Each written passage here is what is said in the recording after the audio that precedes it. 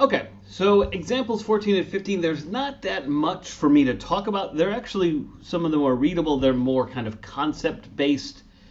But let's get into a few things. Example 14, they talk about encryption.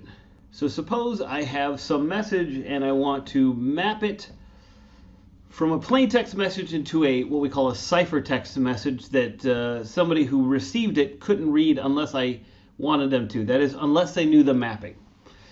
So let's say we have f of a to a. The reason that we're mapping a to a is because the domain of all possible messages is also the range of all possible messages, whether that's numbers, integers or doubles, or more likely whether that's a string of characters, right? So both of our domain and our range for any type of message that we want to keep secret is going to be a range of characters. A very simple example of this, a very simple example of f would be if we have, let's say that f equals b, c, d, all the way down to z, and then just to make this simple, we're going to have a space character. Now remember what this means is that A maps to B, B maps to C, C maps to D, Y maps to Z. Oh, you know what? I'm missing something. I am missing A. So Z will map to A, and then we'll have space map to space just to make it easier to read. Then if you have the message, hey, that's going to map to I, F, Z, right? Now, a few things. Now, obviously, this is not a good method of encryption because it's too easy to guess, right? Our mapping is too easy to guess. But let's use this as our example. I need to be able to get from IFZ back to hey. That means that F must be invertible, right? I must have an inverse of F, negative, which means that F must be a bijection, right? Every member of the domain must be covered because every member of the domain is possible, and every member of the domain must be uniquely covered, right, onto, which makes it a bijection. If we have a function that maps from the same domain to the same range, and it is a bijection, that is a permutation.